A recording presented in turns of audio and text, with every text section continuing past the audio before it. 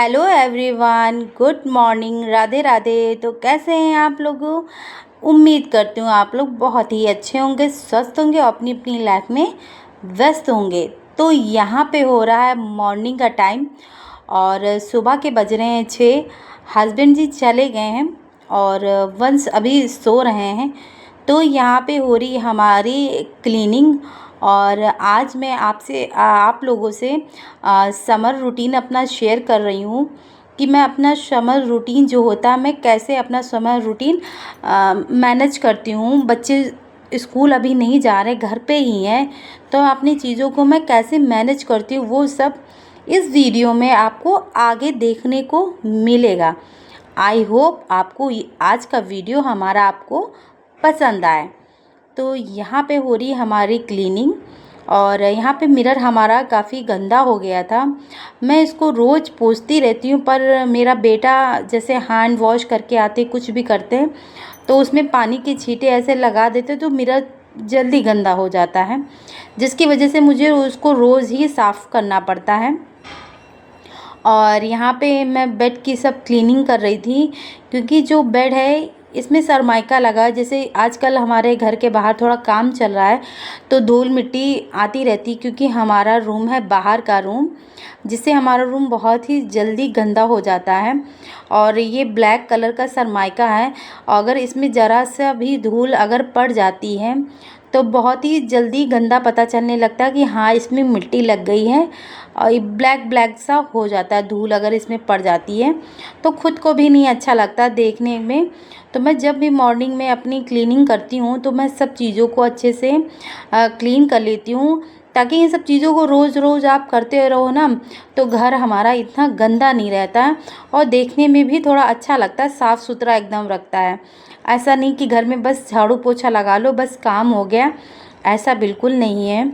और घर में इन सब चीज़ों को बिल्कुल सफाई से करना चाहिए, और ये जितनी भी सफाई होती है करने से घर में बरकत आती है। कहते हैं ना कि जहाँ पर साफ़ सफाई होती है वहीं पर माँ लक्ष्मी का वास होता है, हमारे हिंदुओं में ऐसा कहा गया है। तो झाड़ू वाड़ू मैंने पहले से ही लगा ली थी, अब मैं पोछा लगा ले रही हूँ।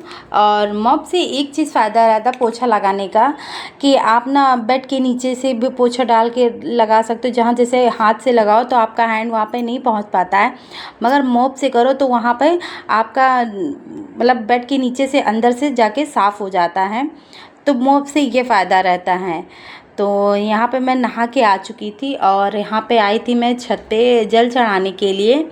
और वंश अभी उठ गए हैं और वो नीचे हैं अपना नहा रहे हैं, क्योंकि आज मैंने जल्दी नहा लिया था। बस उनको थोड़ा ये हेडेक हो रहा था कि मम्मा आपने जल्दी नहा लिया और मैं रह गया। हमने को कोई नहीं, आप नहा लो और फिर हम लोग साथ ही में पूजा करेंगे। तो आज उन्होंने गुस्से में आके पूजा भी नहीं की, क्योंकि आपने मुझे जगाया क्यों नहीं और साथ में आपने मुझे नहलाया क्यों नहीं। तो हमने कहा बेटा आप सो रहे थे इसीलिए मैंने आपको जगाया नहीं। तो आज उन्होंने गुस्से में आके पूजा नहीं की है। तो यहाँ पे मैं डाल रही हूँ पौधों में पानी। अभी जल्द में मायके गई थी तो मेरे पौधे काफ़ी सूख गए थे, सूख क्या पूरे एकदम मुरझा जैसे गए थे। तो जब मैं आई तो सुबह में मॉर्निंग में देखा मैंने पूरे पौधे मेरे सूख गए थे। तो फिर मैंने एक तो ये सदाबहार के पौधे हैं ना, तो इसमें आप 1-2 दिन पानी डालते रहो तो पौधे एकदम हरे भरे हो जाते हैं। सदाबहार की ये खासियत रहती है। और बाकी के जो पेड़ थे मेरे चांदनी के, गुलाब के उधर साइड लगाए थे, वो सारे हमारे सूख गए थे। तो पौधों में पानी वानी डाल के फिर मैं नीचे आ गई थी पूजा करने के लिए। आज मैं अकेली ही पूजा कर रही हूँ, वंश नहीं है।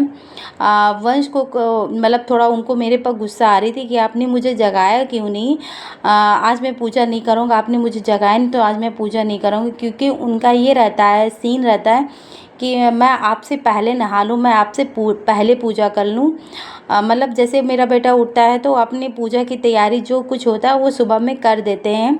तो उनको ये रहता है कि आज आप ही करोगे, मैं नहीं करूँगा।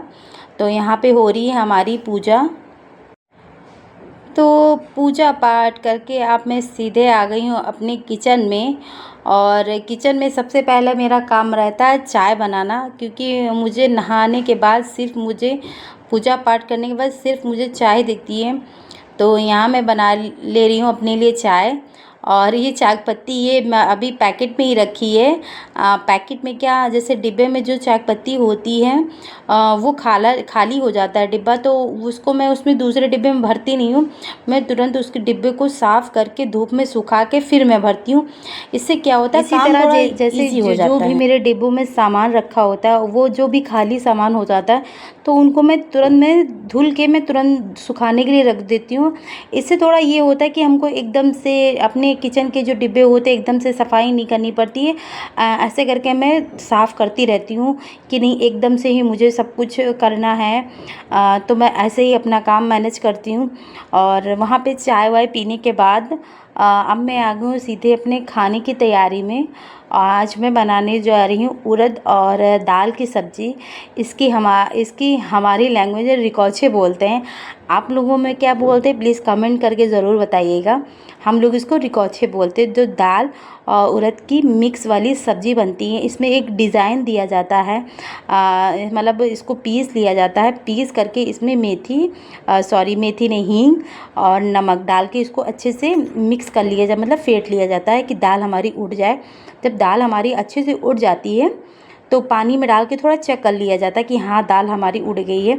अगर दाल हमारी उड़ जाती है तो दाल जैसे पानी में आप उसको डालेंगे दाल, तो दाल का जो पानी में जैसे दाल आप डालेंगे तो दाल हमारी पानी के ऊपर आएगी। इससे हमारा पता चल जाता है कि दाल हमारी पूरे अच्छे तरीके से फिट गई है, मतलब अच्छे तरीके से हमारी हो गई है।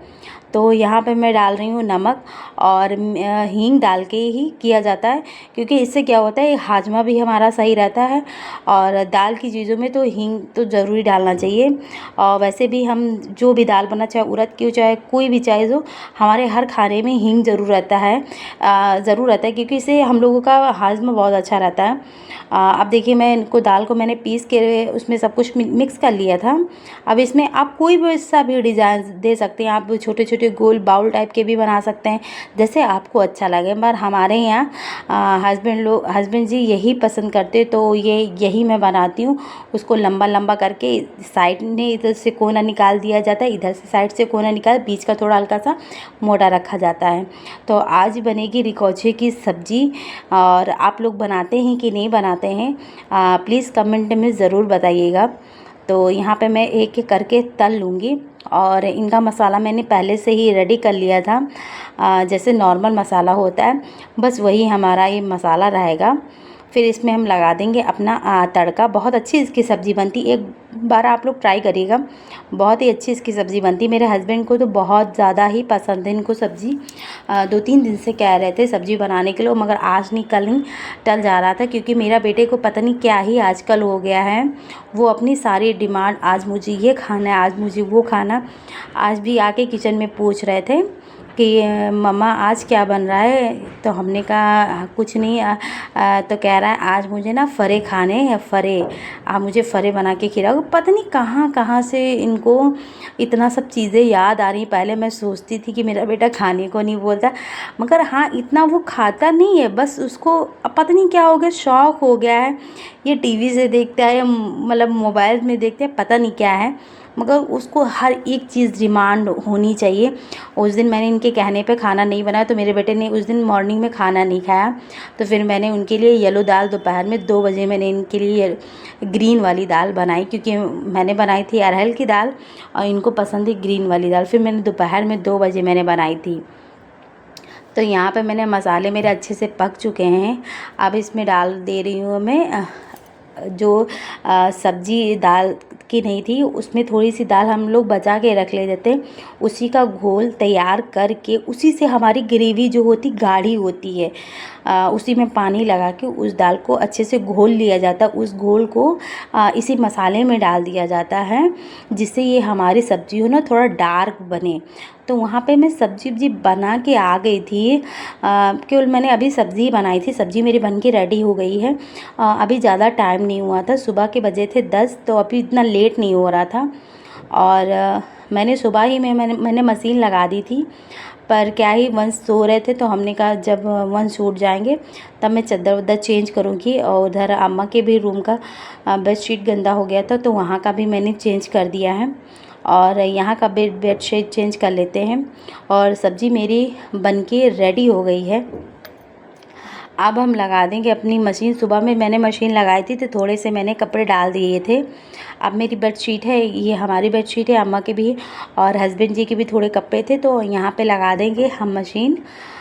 मशीन पहले मैं नहीं लगाती, जब मेरी ऊपर मशीन थी तो बहुत कम लगाती थी, मैं महीने में 2-3 बार ही लगाती। मगर हाँ, जब से नीचे मेरी मशीन हो गई तो मेरे लिए बहुत ईजी हो गया। जैसे थोड़े बहुत कपड़े होते, मन नहीं होता, कभी कभी होता है ना, मन नहीं होता कपड़े धुलने का, तो मैं रख देती हूँ और फिर जब मैं खाना पीना बना के फिर अपना मशीन में कपड़े लगा दे, फिर आराम से धुल लेते हैं। नीचे लगाने का ये मेरा फ़ायदा रहता है। और ऊपर मशीन मैंने रखी थी, मगर नीचे मैं इसलिए ले गई क्योंकि जैसे धूप में रखी रहती है तो धूप में बेकार हो जाती है। धूप की वजह से मेरी मशीन जो ना मतलब धूप की वजह से चिटक गई है, साइड से उसको चिटक गई है।